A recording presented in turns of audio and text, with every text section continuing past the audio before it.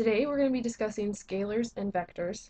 Um, this concept is so important in statics because a force is applied with a direction. It's not just 50 newtons, it's 50 newtons 30 degrees above the x-axis. So we're going to spend a lot of time discussing vectors and how to manipulate vectors and operators for vectors. So let's get started by defining scalar and vector.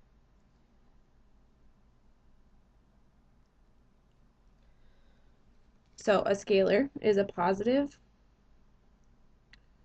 or negative physical quantity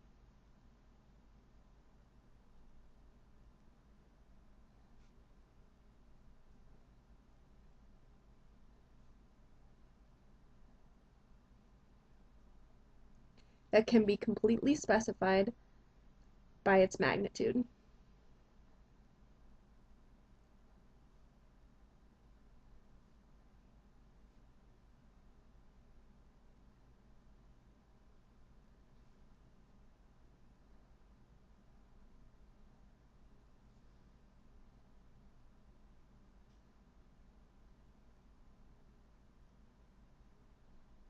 So some examples of that are length, time, and mass. So all those quantities are just a number, like a length is 3 meters, and you don't need to specify its direction, so it's a scalar. So a vector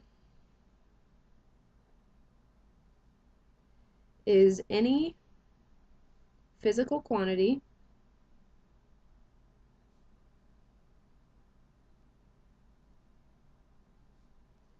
that requires both a magnitude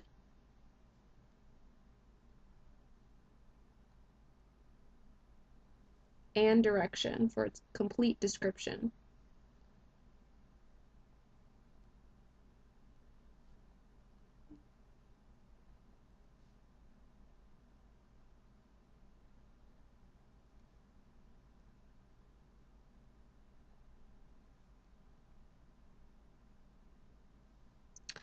So examples of that are force, position, and moment. And we'll learn about all of those in the upcoming sections. And so to show that what you're writing is a vector quantity, I call it A with a little arrow on top. So that means, yes, that's a vector. So let's talk about vector operations. So you can do multiplication and division of a vector by a scalar.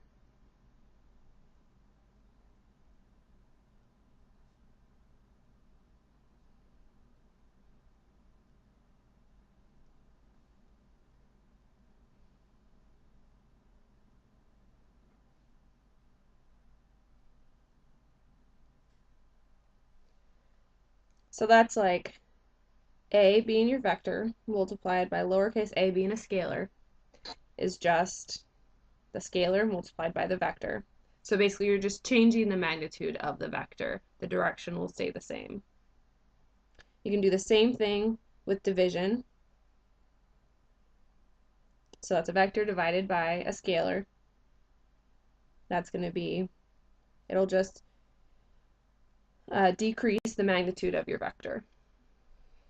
Then we've also got vector addition.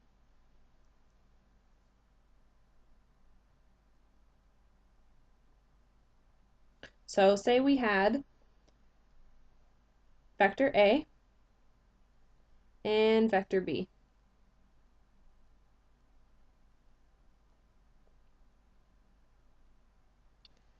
So, and that would be denoted as A plus B.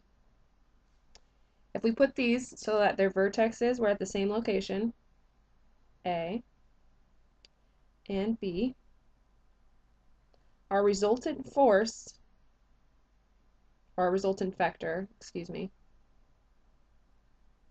would be A plus B. So another way to figure out the resultant vector is basically using a parallelogram law, and we'll learn about this later, but just pictorially.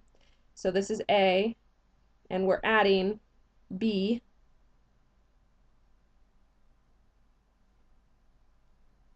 So this resultant vector R can be denoted as so. So we also have vector subtraction.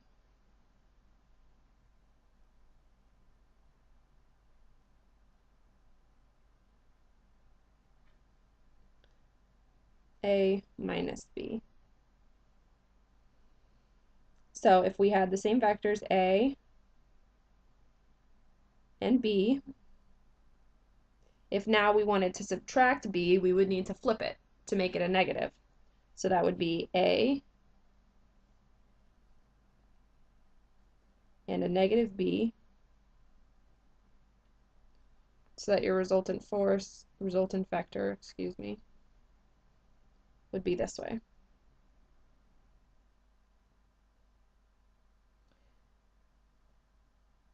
So if we made that like we did before in the parallelogram law, we would do A and then put minus B up here.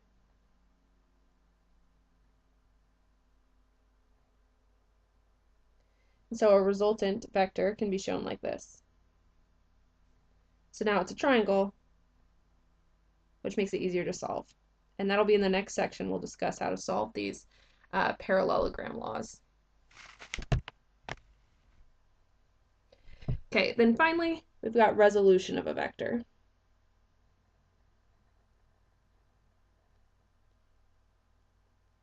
And resolution of a vector means to put a vector into its subcomponents. So say we had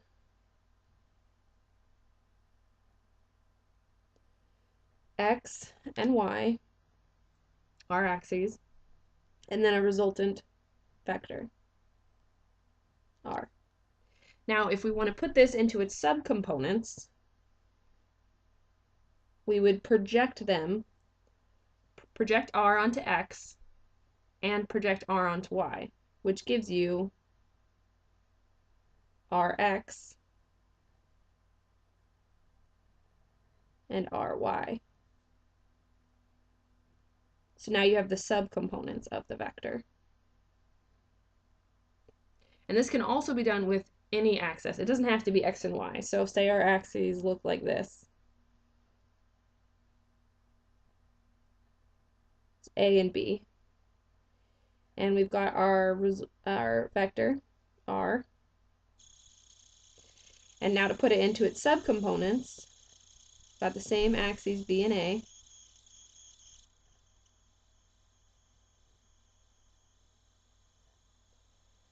And now we can put its subcomponent, we can project it onto B, so right here, that would be R with respect to B, and then put it down to A, and we get R with respect to A. So this is just a brief overview of what the type of vector operations we'll be doing. The next section we'll discuss vector addition.